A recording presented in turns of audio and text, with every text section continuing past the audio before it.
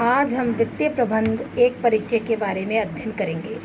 वास्तव में वित्त व्यवसाय का मूलाधार है। कोई भी व्यवसाय वित्त के बिना न तो प्रारंभ किया जा सकता है और न ही उसका विकास संभव है। व्यवसाय की सफलता वित्त की पर्याप्तता एवं वित्त के प्रभावपूर्ण प्रबंध पर निर्भर करती है। प्रभावपूर्ण वित्त प्रबंध विभिन्न प्रकार की जटिलताओं एवं कठिनाइयों का समाधान करता है, यथा आपकी आवश्यकता के अनुसार कितनी वित्त की आवश्यकता है, दीर्घकालीन एवं अल्पकालीन आदि। यहाँ पर हम वित्त का अध्ययन करने से पूर्व वित्तीय प्रबंध के अर्थ को स्पष्ट करेंगे। सामान्यतः वित्त 4 प्रकार के होते हैं: सार्वजनिक वित्त, निजी वित्त, संस्थागत वित्त एवं अंतर्राष्ट्रीय वित्त। सार्वजनिक वित्त से आशय राजकीय वित्त से होता है। सार्वजनिक वित्त में विभिन्न सार्वजनिक सत्ताएं जैसे केंद्रीय सरकार, राज्य सरकारें तथा स्थानीय निकाय किस प्रकार अपनी आय प्राप्त करती हैं तथा प्राप्त आय को किस प्रकार सार्वजनिक हित में व्यय करते हैं। सार्वजनिक हित में सार्वजनिक ऋण को भी सम्मिलित किया जाता है। साधारणतः संकुचित शब्दों में हम ये कह सकते हैं कि सार्वजनिक वित्त में सार्वजनिक आय, व्यय तथा ऋण संबंधी सिद्धांतों एवं व्यवहारों का अध्ययन किया जाता है। घाटे की वित्त व्यवस्था भी सार्वजनिक वित्त में शामिल होती है। द्वितीय, निजी वित्त। निजी वित्त से तात्पर्य निजी व्यक्तियों एवं संस्थाओं के द्वारा प्रदत्त वित्त से होता है। इसके अंतर्गत इस विषय का अध्ययन किया जाता है कि विभिन्न व्यक्ति तथा निजी संस्थाएं किस प्रकार आय प्राप्त करते हैं तथा प्राप्त आय को किस प्रकार अपने उद्देश्यों की पूर्ति के लिए व्यय करते हैं। निजी वित्त को 3 भागों में बांटा जा सकता है: वैयक्तिक वित्त, व्यावसायिक वित्त और अलाभप्रद संस्थाओं को वित्त। संस्थागत वित्त। संस्थागत वित्त से आशय ऐसे वित्त से है जिसके अंतर्गत किसी राष्ट्र की आर्थिक संरचना में वित्तीय संस्थानों की महत्वपूर्ण भूमिका के बारे में अध्ययन किया जाता है। वित्तीय संस्थानों में मुख्य रूप से यथा बैंक, बीमा तथा विशिष्ट वित्तीय संस्थाएं सम्मिलित होती हैं। ये सभी संस्थाएं व्यक्तियों से धन एकत्र करके व्यावसायिक संस्थाओं को उपलब्ध कराने का कार्य करती है। चौथा, अंतर्राष्ट्रीय वित्त। अंतर्राष्ट्रीय वित्त में देश के बाहर के व्यक्तियों एवं संगठनों में कोषों का प्रवाह एवं इनका कुशलतम प्रबंध करने की विधियों का अध्ययन किया जाता है। अनेक अंतर्राष्ट्रीय संस्थाएं, अंतर्राष्ट्रीय मुद्रा कोष, विश्व बैंक, अंतर्राष्ट्रीय वित्त निगम, अंतर्राष्ट्रीय विकास बैंक संघ एवं एशियाई विकास बैंक आदि जो अल्पकालीन एवं दीर्घकालीन अंतर्राष्ट्रीय वित्त की व्यवस्था में महत्वपूर्ण भूमिका अदा करते हैं, इसके अंतर्गत आते हैं। अब है व्यावसायिक वित्त। सामान्य शब्दों में व्यावसायिक वित्त का आशय संबंधित लाभ अर्जित करने के उद्देश्य से संचालित किए जाने वाले उपक्रमों की वित्तीय व्यवस्था करने से होता है। तात्पर्य यह है कि व्यवसायिक वित्त का आशय या तात्पर्य समस्त प्रकार के व्यावसायिक संगठनों की समस्त क्रियाओं की वित्तीय व्यवस्था करने से है। व्यावसायिक वित्त में व्यावसायिक आवश्यकताओं के लिए विभिन्न साधनों से उचित शर्तों पर वित्त प्राप्त करना तथा व्यावसायिक उद्देश्यों की पूर्ति हेतु उसका उपयोग एवं प्रबंध करना व्यावसायिक वित्त के अंतर्गत आता है। वित्तीय प्रबंधक की बदलती भूमिका। वर्तमान युग में वित्तीय प्रबंधक का एक महत्वपूर्ण स्थान है। इसकी स्थिति व्यवसाय में की पोजीशन की समान है, अर्थात यह उस उच्च स्थान पर होता है जहाँ पर उच्च प्रबंध की टोली के सक्रिय सदस्यों में से वह एक महत्वपूर्ण भूमिका निभाता है। जटिल प्रबंध समस्याओं के समाधान में इसकी महत्वपूर्ण भूमिका है और दिन प्रतिदिन अधिक व्यापक तथा महत्वपूर्ण होती जा रही है। वित्तीय प्रबंधक के कार्य न केवल लेखे रखना, प्रतिवेदन तैयार करना तथा आवश्यकता के समय विभिन्न साधनों में कोष प्राप्त करने तक ही सीमित नहीं रह गया है, बल्कि उसके कार्य इससे भी आगे बढ़ गए हैं। व्यावसायिक वित्त के क्षेत्र में जब तक परंपरागत विचारधारा का प्रचलन रहा, तब तक वह एक महत्वहीन व्यक्ति माना जाता था, परंतु आधुनिक विचारधारा के प्रादुर्भाव के परिणामस्वरूप विकास से यह अत्यधिक महत्वपूर्ण व्यक्ति बन गया। वित्तीय प्रबंधक की बदलती हुई भूमिका को स्पष्ट करने के लिए वित्त के कार्य अथवा वित्तीय प्रबंध की परंपरागत विचारधारा तथा आधुनिक विचारधारा की पृथक पृथक व्यवस्था की जाए, तभी हम उसका अध्ययन अच्छे ढंग से कर पाए। वित्त कार्य की परंपरागत विचारधारा। यह विचारधारा पिछली शताब्दी के 5वें दशक तक प्रचलित रही। परंपरागत विचारधारा के अंतर्गत वित्तीय प्रबंधक के कार्य को उपक्रम के लिए और कोषों के संग्रहण तथा प्रशासन से संबंधित माना जाता था। कोषों के संग्रहण का वह कार्य भी विशेष घटनाओं के दौरान यथा प्रवर्तन, पुनर्संगठन अथवा विस्तार के समय ही अधिक महत्वपूर्ण होता था।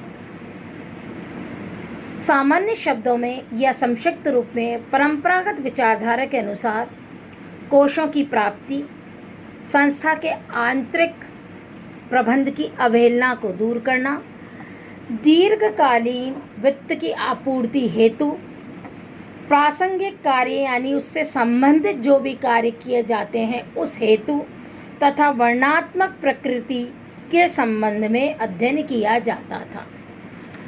परंपरागत विचारधारा के अंतर्गत कोषों की प्राप्ति के अंतर्गत विभिन्न वित्तीय संस्थाओं से संपर्क कर संस्था के उद्देश्य की प्राप्ति हेतु आवश्यक कोषों का प्रबंध एवं संग्रहण करना वित्त का प्रमुख कार्य रहा। संस्था के आंतरिक प्रबंध की अवहेलना के अंतर्गत आंतरिक प्रबंध व्यवस्था के स्थान पर संस्था को विनियोजकों के मार्गदर्शन पर ध्यान देना पड़ता था।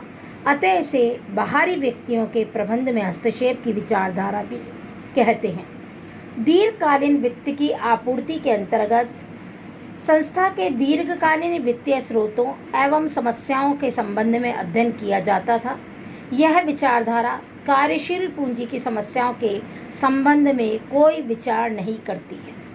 प्रासंगिक कार्य के अंतर्गत वित्तीय कार्यों का संबंध संस्था के दैनिक संचालन से उत्पन्न समस्याओं से न होकर कभी कभार उत्पन्न होने वाली समस्याओं के संबंध जैसे कंपनी का प्रवर्तन, पुनर्गठन, विस्तार एवं समापन से ही होता है। प्रासंगिक कार्य के अतिरिक्त वर्णनात्मक प्रकृति के अंतर्गत परंपरागत विचारधारा में उन विशेष पहलुओं का व्यवहार विश्लेषणात्मक होने के बजाय वर्णनात्मक प्रकृति का है। वित्त कार्य की परंपरागत विचारधारा प्राचीन समय में प्रचलन में थी। परंपरागत विचारधारा के संबंध में कुछ अनेक समस्याओं का सामना करना पड़ा। ऐसी स्थिति में इस विचारधारा की कुछ सीमाएं भी दृष्टिगत होती हैं। वित्त कार्य की उपयुक्त विचारधारा बहुत संकीर्ण एवं दोषपूर्ण है। इस विचारधारा की प्रमुख सीमाएं निम्नलिखित हैं। प्रथम, एक पक्षीय विचारधारा। परंपरागत विचारधारा केवल मात्र कोषों के संग्रहण व प्रशासन पर ध्यान देती है, उनके उपयोग की पूर्णतः उपेक्षा करती है। केवल यह कोषों के विभिन्न संपत्तियों में विनियोजित करने के निर्णयों में वित्तीय प्रबंधक का योगदान किस प्रकार का रहता है उस विषय में कोई भी जानकारी नहीं देती है। इस प्रकार परंपरागत विचारधारा एक पक्षीय विचारधारा है। द्वितीय, गैर निगमित उपक्रमों की वित्तीय समस्याओं की उपेक्षा। परंपरागत विचारधारा की द्वितीय आलोचना इस संबंध में की जा सकती है कि यह केवल निगमित उपक्रमों की वित्त प्राप्ति की समस्याओं की तरफ अत्यधिक ध्यान देती है। गैर निगमित उपक्रमों और एकाकी व्यवसायियों साझेदारी संगठनों की वित्तीय समस्याओं के संबंध में पूर्णतया उपेक्षित रखती है। तृतीय, विशेष घटनाओं के घटने पर वित्त प्राप्ति की समस्याओं पर अधिक ध्यान। परंपरागत विचारधारा विशेष घटनाओं जैसे फर्म के प्रवर्तन, विलयन, संगठन, पुनर्संगठन आदि के समय वित्त प्राप्त करने की समस्याओं के बारे में अधिक ध्यान देती है। फर्म के दिन प्रतिदिन की वित्तीय समस्याओं और आवश्यकताओं के बारे में इसमें कोई ध्यान नहीं दिया जाता है। दीर्घकालीन समस्याओं की ओर अधिक ध्यान। परंपरागत विचारधारा के अंतर्गत फर्म की दीर्घकालीन समस्याओं पर विशेष रूप से ध्यान दिया जाता है। कार्यशील पूंजी के प्रबंध जैसे अल्पकालीन समस्याओं की पूर्णतः उपेक्षा की जाती है। नेक्स्ट, कार्यशील पूंजी के अर्थ प्रबंधन की उपेक्षा। इस विचारधारा के अंतर्गत कार्यशील पूंजी की वित्त व्यवस्था आदि विषय के संदर्भ में कोई अध्ययन ही नहीं किया जाता। ऐसी स्थिति में व्यवसाय की स्थापना के पश्चात कार्यशील पूंजी का प्रबंध, जो कि महत्वपूर्ण विषय है, अधिकांश उपक्रम जिन्हें कार्यशील पूंजी की अपर्याप्तता तथा अकुशलता के कारण असफलता प्राप्त होती है, उनके संबंध में कोई अध्ययन नहीं किया जाता है। नैतिक समस्याओं की अवहेलना। परंपरागत विचारधारा के अंतर्गत दिन प्रतिदिन वित्तीय समस्याएं जो प्रबंध एवं व्यवसाय के अंतर्गत उत्पन्न होती है, एक उपक्रम के सामने उन समस्याओं के संदर्भ में संस्था की विभिन्न समस्याएं जो गंभीर होती हैं उनके संबंध में इस विचारधारा के अंतर्गत किसी भी प्रकार का अध्ययन नहीं किया जाता और संस्था विशेष किसी भी प्रकार के विकास पर बल नहीं देती है। नेक्स्ट, कोषों के आवंटन की उपेक्षा। इस विचारधारा में कोषों के संग्रहण पर ही अधिक ध्यान दिया जाता है। संग्रहित कोषों को प्रभावी ढंग से किस प्रकार आवंटित किया जाए तथा उनका उपयोग किस प्रकार से किया जाए जिससे कि समाज, राष्ट्र और व्यवसाय का अधिकाधिक हित संभव हो सके, इसके संदर्भ में यह विचारधारा अधूरी तथा अपूर्ण है। वित्त कार्य अथवा वित्तीय प्रबंध की आधुनिक विचारधारा। आधुनिक विचारधारा के अनुसार वित्तीय प्रबंधकों एवं अधिकारियों का दायित्व केवल पूंजी संग्रह करना मात्र ही नहीं है, बल्कि पूंजी का व्यापार में प्रभावपूर्ण तथा कुशल उपयोग करना भी है। वित्त की आधुनिक विचारधारा विशेष घटनाओं के समय ही वित्त कार्य पर विचार नहीं करती, वरन यह वित्तीय प्रबंध की सभी ऐसी समस्याएं यथा अल्पकालीन तथा दीर्घकालीन पर भी विचार करती है। यह सुदृढ़ धारणाओं एवं सिद्धांतों पर आधारित विचारधारा है। वित्त कार्य की आधुनिक विचारधारा के अनुसार वित्त कार्य में निम्न कार्यों को सम्मिलित किया जाता है। उपक्रम की वित्तीय आवश्यकताओं का निर्धारण। उपक्रम की वित्तीय आवश्यकताओं के निर्धारण के अंतर्गत प्रत्येक व्यवसायी द्वारा यह अध्ययन किया जाता है कि उपक्रम में कहाँ से वित्त उपलब्ध कराया जा सकता है और कम से कम कोषों द्वारा अधिकतम आवश्यकताओं की पूर्ति किस प्रकार की जा सकती है। द्वितीय, उपक्रम के लिए आवश्यक वित्त की उपयुक्त साधनों से न्यूनतम संभव लागत पर प्राप्त करना। इसका तात्पर्य यह है कि व्यवसायी आवश्यक वित्त को ऐसे साधनों से प्राप्त करने की चेष्टा करता है जिससे कि उसे अधिक ब्याज के रूप में कुछ भुगतान ना करना पड़े, जिससे कि उपलब्ध वित्त की लागत न बढ़े। वित्त को विभिन्न संपत्तियों में आवंटित करना। व्यवसाय में अनेक संपत्तियां यथा बिल्डिंग, मशीनरी आदि मूर्त एवं अमूर्त संपत्तियां होती हैं। उन सभी आवश्यक संपत्तियों को आनुपातिक रूप से वित्त को आवंटित करने का कार्य भी वित्तीय प्रबंध के अंतर्गत आता है। कोषों के प्रयोग के निष्पादन का मूल्यांकन।